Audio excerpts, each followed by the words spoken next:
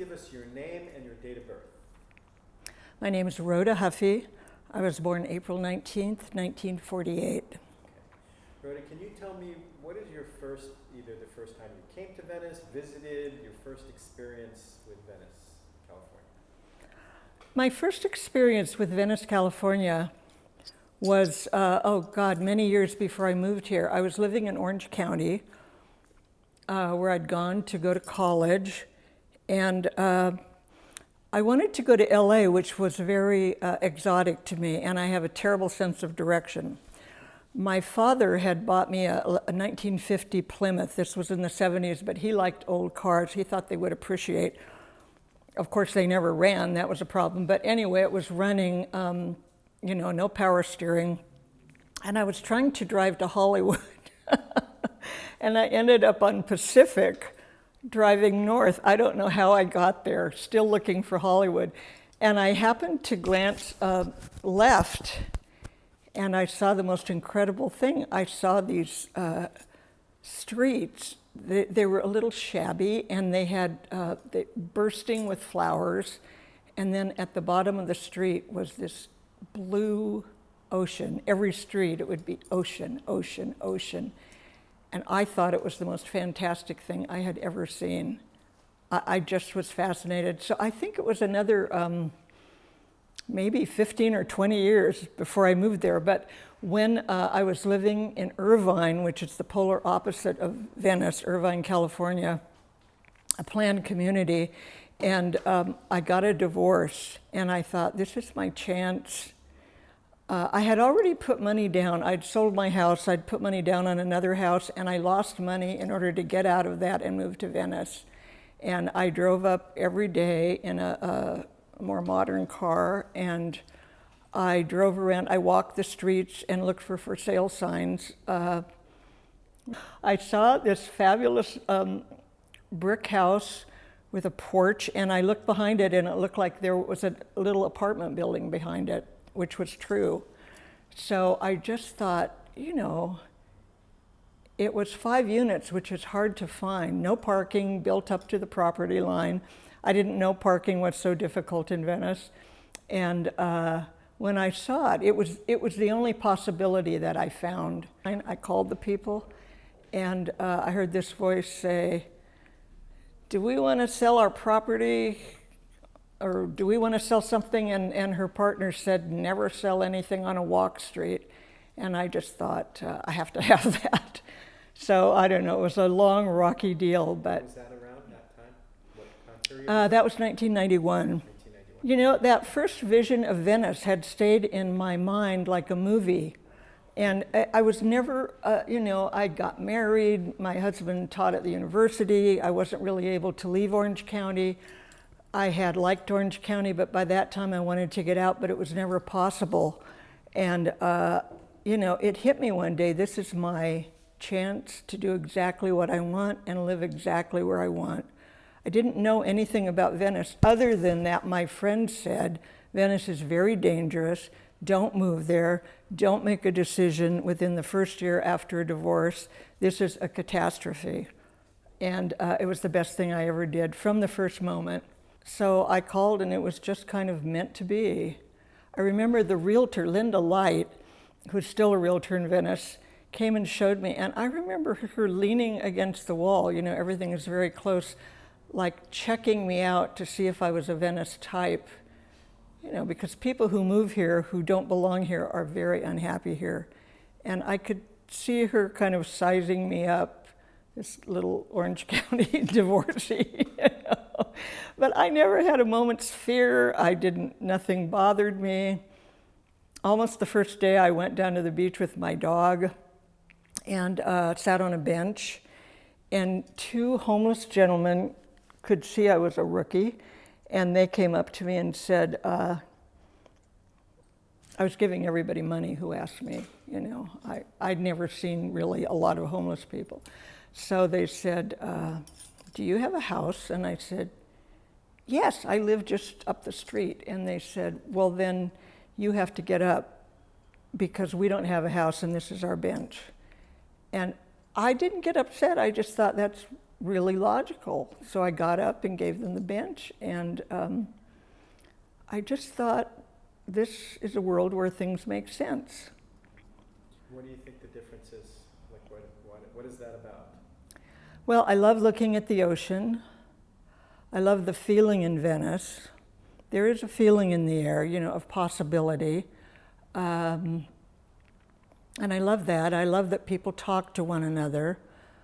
And when I moved to Venice, at that time I was very lonely. I'd been married to this professor, and over time, all our friends were his friends from the university. So when we divorced, they were mostly his friends, and I was just lonely. And when I moved here, I thought, there's always somebody to talk to. I can go down to the beach, talk to shop owners, residents, drug addicts, and I did. I would go down, musicians on the beach in the middle of the night. If I couldn't sleep, I'd go down and listen to music.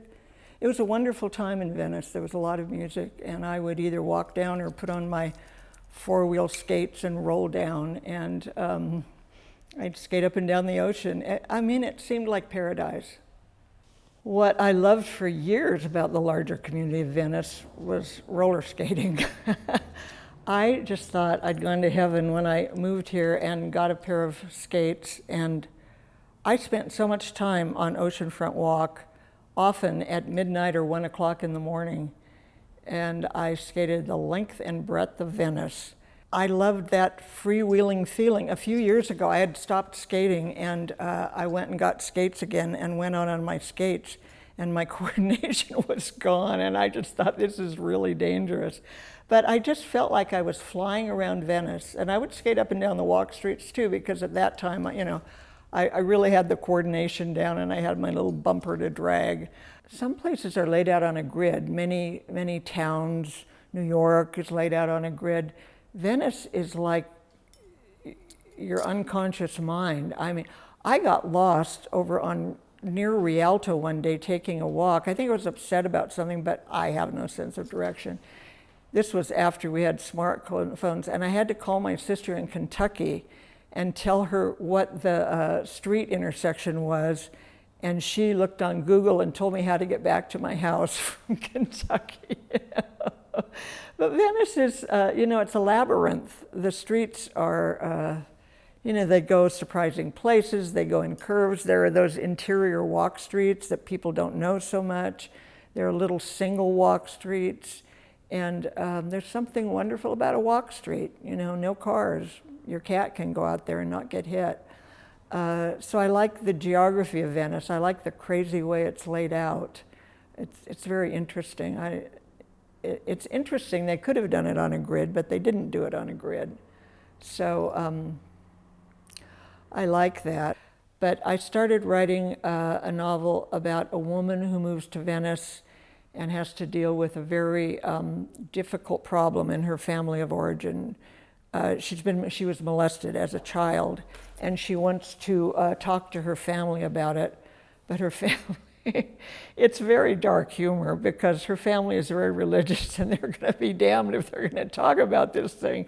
They try, but they just can't do it. Well, I was very frightened to write about this. I was frightened of the church I grew up in.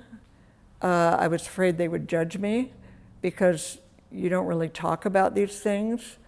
I was very anxious about my family, about my relatives.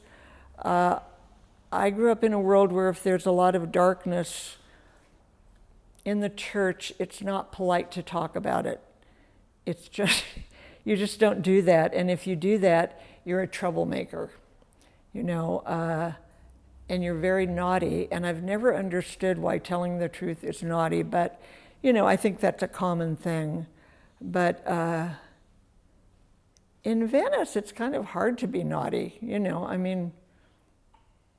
if you want to be a weirdo in Venice, forget it, you really can't be, I remember when I first moved here, I walked down to see a friend of mine in my pajamas. I walked down the boardwalk, and it wasn't, it wasn't odd, and I was so elated. I just thought, I'm in my pajamas, and nobody cares, So I started writing that, and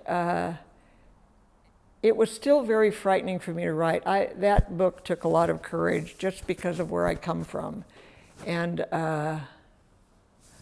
my partner, I've been with Bill, my partner, for 25 years, and sometimes I would make him come. I write in bed in the mornings looking out my window at a tree, and I would ask him to sing the Red Flag song, which I think is the British Socialist Workers' Party song. And it's all about, it's all about having courage. And he would stand there and sing that for me, and it would allow me to write for the day. And Venice would do that. And it might not look like it from the outside, but from the inside where I was working, it took a lot of courage to write this book. And I don't know how it looks from the outside, you can never know that. But it's been a great experience. I had a reading at Small World Books, and Marty Lieboff, who writes reviews for the Venice paper, the Venice Beachhead, interviewed me, and that was a great experience. He's old Venice, And I was so afraid, I was worried that Marty Lieboff would not think that this was a vision of Venice, because there are people who are a lot more expert than I am about the history of Venice and the feeling of Venice, because I've only been here since 1991, and that's nothing really. So I was worried that he would think this was nothing to do with Venice, but he didn't think that. He liked it, and that meant the world to me.